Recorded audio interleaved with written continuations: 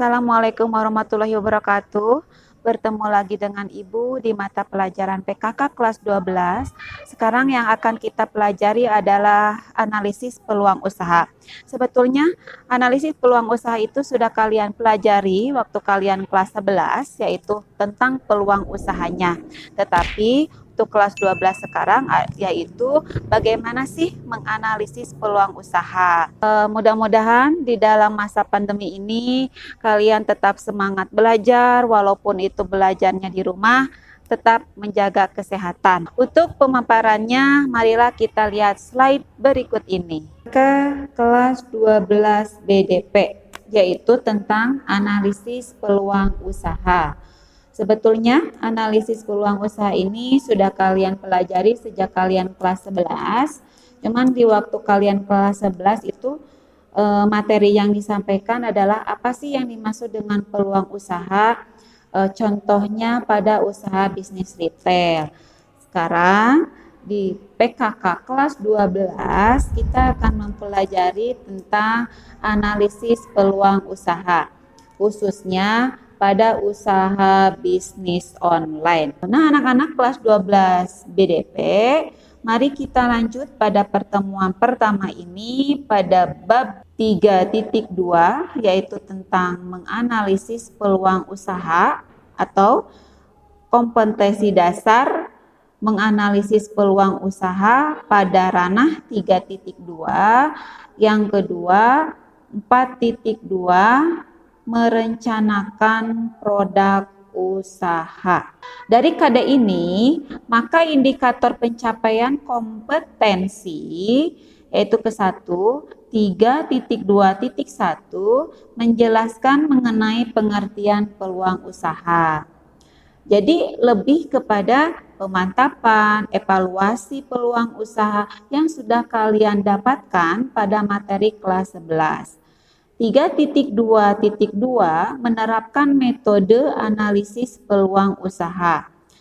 Selanjutnya 32.3 menganalisis peluang usaha.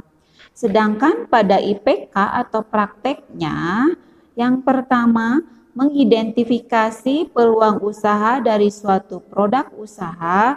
Yang kedua adalah merencanakan produk usaha barang atau jasa. Nah, anak-anak, kita pernah mempelajari peluang usaha di kelas 11.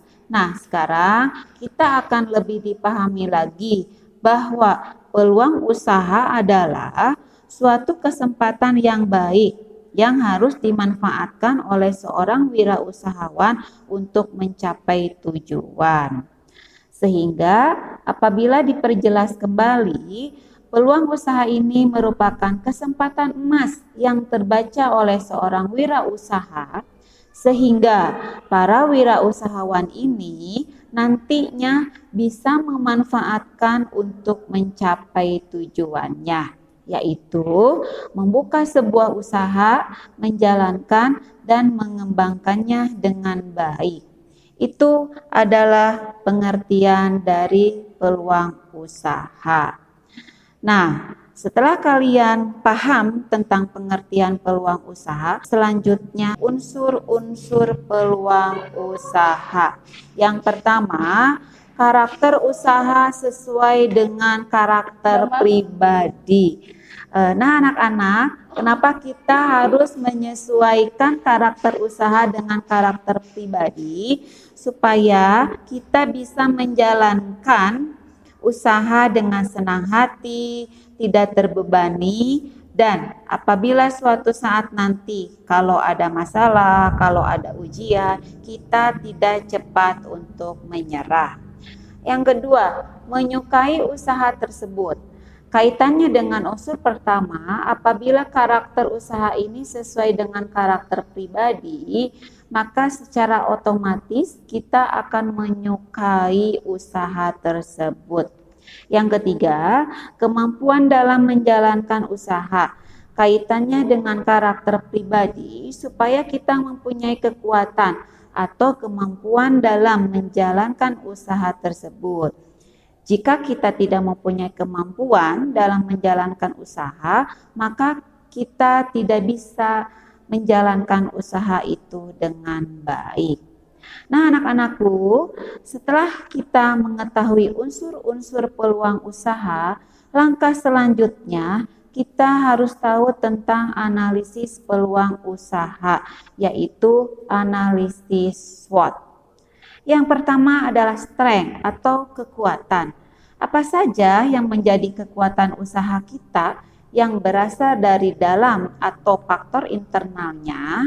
Contohnya, pertama, dekat dengan bahan bakunya.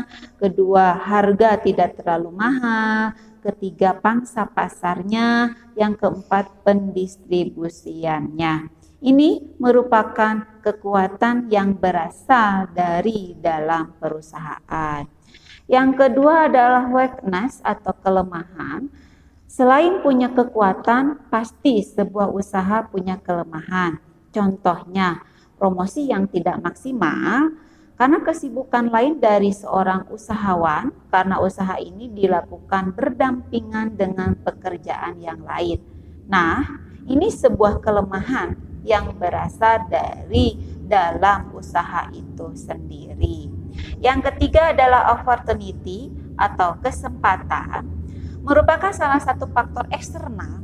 Kenapa disebut eksternal? Karena keadaan dari luar lingkungan. Contohnya, dalam musim pandemi, kesempatan yang dibaca oleh seorang usahawan yaitu menjual produk-produk yang berkaitan dengan kesehatan, yang berhubungan dengan COVID-19, misalnya penjualan masker, cairan disinfektan, dan lain-lain. Atau bisa juga penjualan secara online, yaitu untuk memenuhi segala macam kebutuhan masyarakat yang disesuaikan pada masa pandemi. Nah, ini merupakan sebuah kesempatan. Yang keempat adalah threat atau ancaman, merupakan faktor dari luar juga, yaitu bisa mengancam kelangsungan usaha kita. Misalnya, pesaing yang sama penjualannya. Contohnya, kita menjual sembako, orang itu juga menjual sembako. Ini juga menjadi salah satu ancaman. Hal ini juga perlu adanya analisis. Setelah adanya analisis, maka kita bisa melakukan studi banding. Apa yang harus kita lakukan dengan adanya analisis SWOT ini? Apakah usaha ini perlu dilanjutkan dengan kreativitas atau inovasi, atau kita melakukan cara-cara lain supaya usaha yang kita lakukan tetap bisa berkembang dan bisa berjalan? Nah, anak-anak, setelah kita mengetahui peluang usaha, maka kita harus mengetahui cara menentukan peluang usaha. Karena peluang usaha tidak datang dengan sendirinya, tapi kita harus menentukan peluang usaha. Di antaranya, satu, mencari peluang melalui internet atau pemanfaatan IT.